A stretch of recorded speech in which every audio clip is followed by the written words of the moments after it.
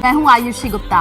भगवान शिव और माता पार्वती की पूजा आराधना का सबसे बड़ा पर्व महाशिवरात्रि हर वर्ष फागुन माह के कृष्ण पक्ष की चतुर्दशी तिथि को मनाया जाता है। सभी शिव भक्तों को हर साल महाशिवरात्रि के पर्व का इंतजार बेसब्री से रहता है। धार्मिक मान्यताओं के अनुसार इस दिन शिवलिंग पर जलाभिषेक करते हुए विधि विधान के साथ भगवान शिव की पूजा आराधना, मंत्रोच्चार और अनुष्ठान आदि किया जाता है और इस दिन ऐसा करने से भक्तों की सभी मनोकामनाओं को भोले भंडारी जरूर पूरी करते हैं। इस साल 15 फरवरी को महाशिवरात्रि है। 2026 की महाशिवरात्रि इसलिए खास मानी जा रही है क्योंकि इस दिन कई दुर्लभ संयोग बन रहे हैं। 15 फरवरी को जब करोड़ों शिव भक्त भोलेनाथ की आराधना में लीन होंगे, उसी दिन ग्रहों की चाल भी कुछ राशियों के लिए असाधारण फल देने वाली रहेगी। महाशिवरात्रि कैसे मनाएं, क्या है मान्यता और कथा, कौन से संयोग है, राशि अनुसार कौन से उपाय करें जिससे महादेव की कृपा आप सभी पर बरसे। तमाम सवालों का जवाब देने के लिए हमारे साथ मौजूद है ज्योतिषाचार्य स्वाति अहलूवालिया। आपका बहुत बहुत स्वागत है स्वाति जी। स्वाति जी, सबसे पहले बताइएगा महाशिवरात्रि कब है, क्योंकि लोगों को डेट को लेकर के कंफ्यूजन है और इसको महापर्व क्यों कहा जाता है। महाशिवरात्रि का पावन पर्व फागुन मास के कृष्ण पक्ष की चतुर्थी तिथि को मनाया जाता है। इस वर्ष ये तिथि 15 फरवरी रविवार को शाम 5:04 पर प्रारंभ होगी और 16 फरवरी को शाम 5:34 पर समाप्त होगी। शिव भक्तों के लिए ये पावन रात्रि अत्यंत महत्वपूर्ण मानी जाती है और उदया तिथि के अनुसार महाशिवरात्रि का पर्व 15 फरवरी को ही मनाया जाएगा और शिव भक्तों के लिए ये पर्व बहुत ही विशेष माना जाता है। और बात करें अगर हम महाशिवरात्रि की, तो ये शिवरात्रि महान क्यों है, क्योंकि अगर इसका शाब्दिक अर्थ समझे तो महा अर्थात महान, शिव अर्थात कल्याणकारी और रात्रि अर्थात रात्रि, भगवान की सिद्ध रात्रि, ये भगवान महादेव की कल्याणकारी और सिद्ध रात्रि के रूप में मनाया जाता है। ये वही दिन है जब माँ गौरी और भगवान शिव का विवाह संपन्न हुआ था, इसीलिए इस महापर्व को विशेष माना जाता है। यही नहीं, स्कंद पुराण और शिव पुराण में एक उल्लेख ये भी है कि जब ब्रह्मा जी विष्णु जी से एक विवाद कर रहे थे श्रेष्ठता को लेकर, तब महादेव ने दिव्य स्वरूप में एक ऐसे विशाल दिव्य ज्योति का प्रकट किया जिसे हम शिवलिंग के रूप में समझते हैं और जिसका कारण ये शिवलिंग का प्रकटीय दिन भी माना जाता है। और ये वही दिन है जिस दिन महादेव ने हलाहल विष पिया था, जिसके बाद वो नीलकंठ कहलाए। स्वाति जी, महाशिवरात्रि की पूजन विधि क्या है और रात्रि काल का क्या महत्व है, ये बताइएगा दर्शकों को। महाशिवरात्रि के दिन प्रातः काल स्नान कर स्वच्छ वस्त्र धारण करें और व्रत का संकल्प ले। दिन में शिवलिंग का अभिषेक जल, दूध, दही, घी, शहद और गंगा जल से करें तथा बेलपत्र, धतूरा, भस्म, चंदन और फल अर्पित करें। ओम नमः शिवाय मंत्र का जाप करते हुए रात्रि जागरण करें। महाशिवरात्रि की रात्रि का विशेष महत्व माना जाता है क्योंकि इसी समय शिव तत्व सर्वाधिक सक्रिय रहता है। रात्रि के मध्य का समय, जिसे निशिता काल कहा जाता है, शिव पूजा के लिए सबसे श्रेष्ठ माना गया है। वर्ष 2026 में महाशिवरात्रि पर निशिता काल लगभग मध्य रात्रि 12 बजे से के आसपास करीब 12:05 से शुरू होकर 12:55 तक रहेगा। स्थानीय पंचांग के अनुसार आप इसे देख भी सकते हैं और इसी समय आप किया गया अभिषेक और मंत्र जाप माना जाता है कि विशेष फलदायी माना जाता है। स्वाति जी, महाशिवरात्रि की बात कर ले तो इस बार कौन से शुभ योग बन रहे हैं, ये भी बताइएगा। वर्ष 2026 की महाशिवरात्रि अत्यंत विशेष मानी जा रही है क्योंकि इस दिन त्रिपुष्कर और योग और सर्वार्थ सिद्ध योग का शुभ संयोग बन रहा है। ज्योतिषीय मान्यता के अनुसार ऐसा दुर्लभ संयोग लगभग 19 वर्ष के बाद आ रहा है। इसके साथ ही इस समय कुंभ राशि में सूर्य, राहु, बुध और शुक्र की युति के कारण जो इस पर्व की आध्यात्मिक और ज्योतिषीय महत्व की भी और अधिक इसको बढ़ा देता है। बिल्कुल। ऐसे शुभ योगों में भगवान शिव की उपासना, जप, तप और दान पुण्य अत्यंत फलदायी माने जाते हैं। बिल्कुल। और महाशिवरात्रि का इस बार शुभ मुहूर्त क्या है वो भी बताइएगा, और इससे जुड़ी हुई प्रमाणिक पौराणिक कथा क्या है स्वाति जी, दर्शकों को समझाइएगा। शास्त्रों के अनुसार महाशिवरात्रि को भगवान शिव की पूजा का सबसे श्रेष्ठ और शुभ समय माना जाता है। निशिता काल माना गया है, जो रात्रि का मध्य भाग होता है। शिव पुराण में स्पष्ट उल्लेख है कि निशिता काल में किया गया शिवलिंग पूजन, अभिषेक और मंत्र जप विशेष फलदायी होता है। इसलिए रात्रि जागरण का भी विशेष विधान बताया गया है। पौराणिक कथा के अनुसार शिव पुराण में वर्णन आता है कि इसी पावन रात्रि भगवान शिव अनंत ज्योति स्वरूप शिवलिंग के रूप में प्रकट हुए थे। जब ब्रह्मा और विष्णु के मध्य श्रेष्ठता का प्रश्न उत्पन्न हुआ, उस ज्योति का न आदि था और न ही अंत। यही शिव का परम स्वरूप है। इसी कारण महाशिवरात्रि को शिव तत्व के प्रकाट्य की रात्रि और अत्यंत पवित्र महापर्व माना गया है। बिल्कुल। महाशिवरात्रि पर जरा बताइएगा स्वाति जी, क्या करें और क्या ये दिन जो है भाग्य के द्वार भी खोलता है? बिल्कुल। धार्मिक मान्यताओं के अनुसार महाशिवरात्रि पर शमी का पौधा भगवान शिव और भगवान शनि दोनों को ही प्रिय माना जाता है। शिवलिंग पर शमी के पत्ते अर्पित करने से शनि दोष और कर्मों से जुड़ी बाधाएं कम होने की मान्यता है। इस दिन रुद्राभिषेक करना अत्यंत शुभ माना जाता है, जिसमें शिवलिंग पर जल, दूध, दही, घी, शहद और गंगा जल से अभिषेक किया जाता है। मान्यता है कि इससे मानसिक तनाव, भय और ग्रह दोष शांत होते हैं। महाशिवरात्रि की रात्रि में जागरण का विशेष महत्व है, क्योंकि ये वर्ष की सबसे आध्यात्मिक रात्रि मानी जाती है। ये बहुत अच्छी बात आपने बताई है स्वाति जी, क्योंकि आपने देखा होगा कि शिवरात्रि के दिन जो कुंवारी लड़कियां होती हैं वो भी व्रत रखती हैं विवाह और योग्य जीवन साथी पाने के लिए। वो क्या कुछ खास उपाय करें जिससे महादेव प्रसन्न हो? देखिए, जिसको विवाह से रिलेटेड कोई भी डिले, अड़चन या वैवाहिक जीवन भी सही नहीं चल रहा हो और यहाँ पर ऐसी स्थिति में वो भगवान को इत्र चढ़ाई, देसी घी चढ़ाएं और साथ में माँ गौरी को श्रृंगार की वस्तु इस साल जरूर चढ़ाएं और कोशिश करें कि आप संयुक्त परिवार के साथ माँ गौरी और शिव जी की आराधना करें। स्वाति जी, देखिए महाशिवरात्रि व्रत की बात कर ले तो उसके क्या खास नियम है बताइएगा, क्योंकि बहुत सारे भक्त जो है वो व्रत रखते हैं लेकिन उनको पता नहीं होता क्या खाए क्या ना खाए। देखिए, इस दिन आप स्वच्छता का खास पालन करें, तामसिक भोजन को आप बिल्कुल भी अवॉइड करें। बिल्कुल। यहाँ पर आपको वाद विवाद में ना पड़े, दिन में सोए नहीं।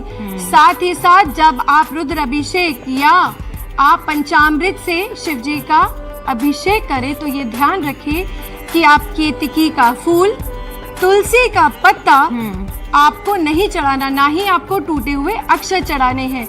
और बात करें अगर हम परिक्रमा की, तो शिव जी की परिक्रमा, शिवलिंग की परिक्रमा कभी भी पूरी नहीं ली जाती, तो वो अर्ध आकार की होती है। आपको कभी जलाशय को आप लांघकर नहीं जाया जाता। तो ये सब कुछ नियम है जो आप उस दिन कर सकते हैं और इसके बाद कोशिश करिए वाद विवाद, दिन में सोए नहीं और ये सब करके आप आराधना कर सकते हैं, उनको प्रसन्न कर सकते हैं। जी हाँ, आप उनकी आराधना कर सकते हैं और उन्हें प्रसन्न कर सकते हैं। बिल्कुल। एक और सवाल मेरा रहेगा स्वाति जी, बताइएगा क्या 15 फरवरी 2026 की महाशिवरात्रि पर जो है भद्रा का प्रभाव भी रहने वाला है? इसको लेकर के कंफ्यूजन दूर कीजिएगा।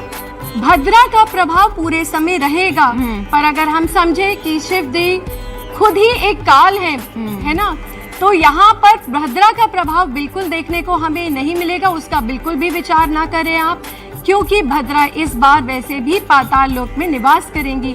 तो आप अपनी पूजा में भद्रा का बिल्कुल भी आप विचार ना करें। बिल्कुल, क्योंकि अगर जैसे कि आपने पूजन की विधि भी बताई है कि किस तरीके से आप सुबह उठ करके स्नान कीजिए, मंदिर में जाइए, और आपने देखा होगा कि मंदिरों में जय भोलेनाथ, ओम नमः शिवाय यही गूंज महाशिवरात्रि पर सुनाई देती है। जरा बताइएगा कि पूजा में वो क्या कुछ और खास रखे जिससे महादेव को प्रसन्न किया जाए, मंत्र कोई बताइएगा जिससे महादेव प्रसन्न हो।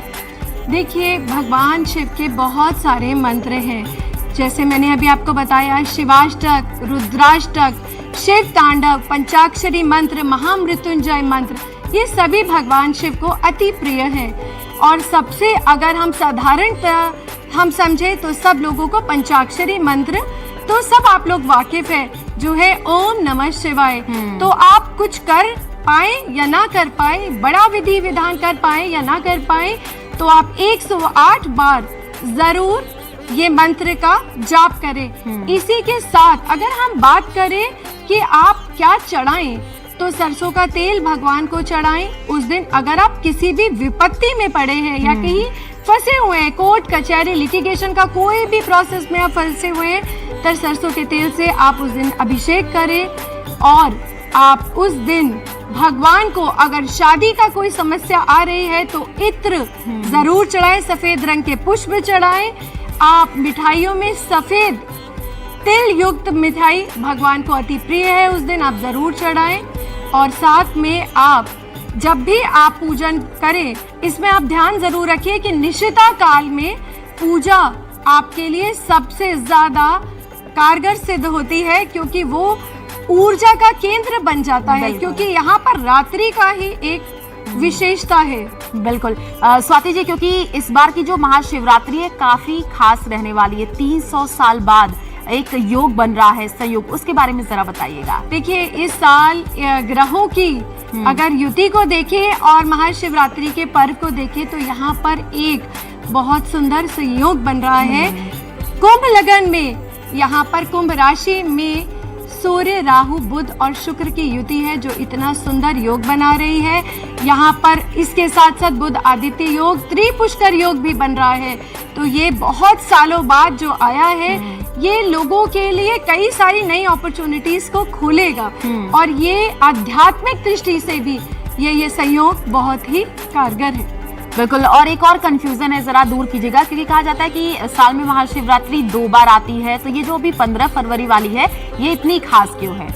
क्योंकि इस दिन अगर हम देखें तो महागौरी की कड़ी तपस्या के बाद यहाँ पर शिव जी का विवाह माँ पार्वती से होता है। ये समय वो है जब शिव और शक्ति, प्रकृति और पुरुष का मिलन होता है, तो इसकी वजह से ये पर्व काफी खास माना जाता है। बिल्कुल, क्योंकि अलग अलग महाशिवरात्रि होती है, 3 से 4 बार आती है, तो लोग थोड़ा सा कंफ्यूज भी रहते हैं कि कौन से वाले में व्रत करे, कैसे महादेव को प्रसन्न करे। आपने बहुत अच्छे तरीके से बताया कि किस तरीके से पूजन विधि करे। जरा ये बताइएगा कि जो लोग सुबह उठ करके पूजा ना कर पाए महाशिवरात्रि के दिन, तो वो शाम को किस तरीके से महादेव की पूजा करें?